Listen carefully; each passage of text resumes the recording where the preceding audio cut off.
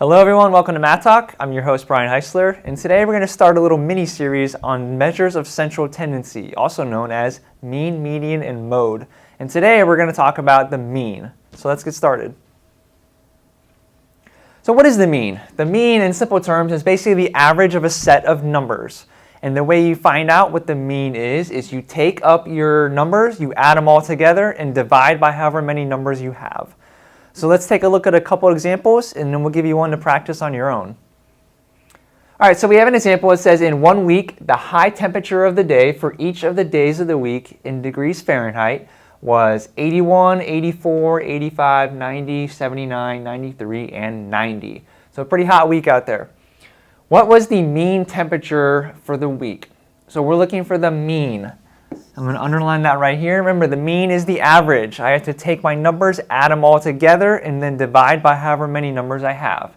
So what I'm going to do is I'm going to take out my calculator that I have on here as one of my tools. Let's see if I can find that real quick. Calculator. All right.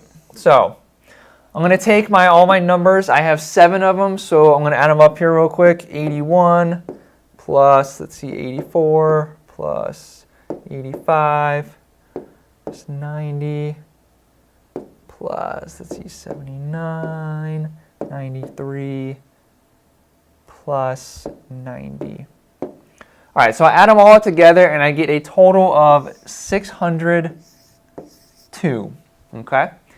And remember, the mean is you add up your numbers and divide by however many you have. So I have 7 numbers, so I'm going to take and divide that by 7. And I'm going to get my answer. So if I do, let's see, divided by 7 equals, I get 86. I'm going to go ahead and close this out. So that means my mean temperature for the week of high each day is 86 degrees. That's pretty warm for temperature. So that's one example. Let's take a look at another one and see a different way to approach averages or means. We have an example that says Stacy needs an average of at least 90% on her 4 tests in order to earn an A in her class. On her first 3 tests, she scored an 86, a 92, and a 98. What is the minimum score she needs to get on her 4th test to earn an A in her class? Okay, so there's a lot going on in this problem, so let's break it down one step at a time. We obviously know we need average because it says the average.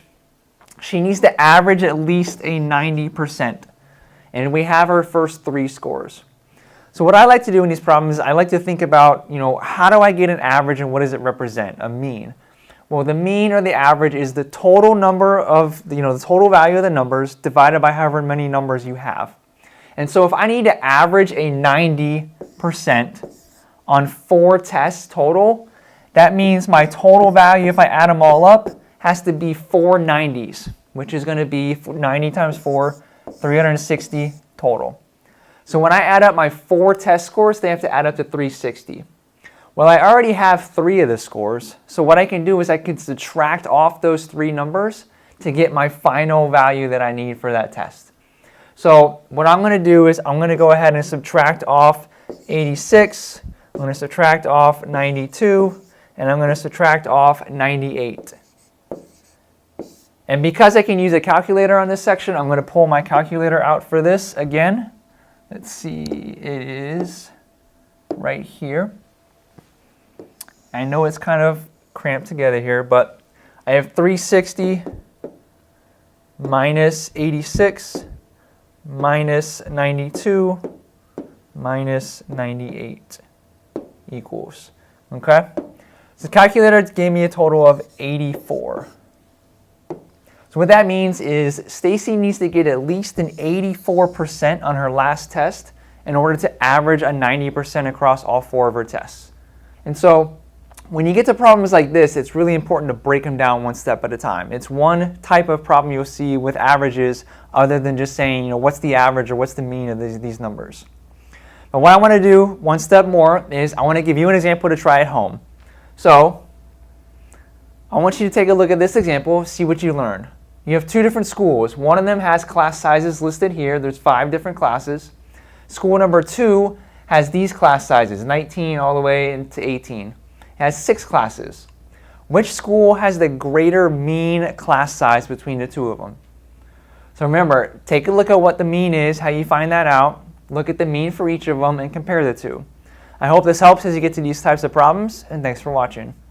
If you have any other questions or you need assistance and you live in the Palm Beach County area, visit our website at geds.com to find a location near you and sign up for classes.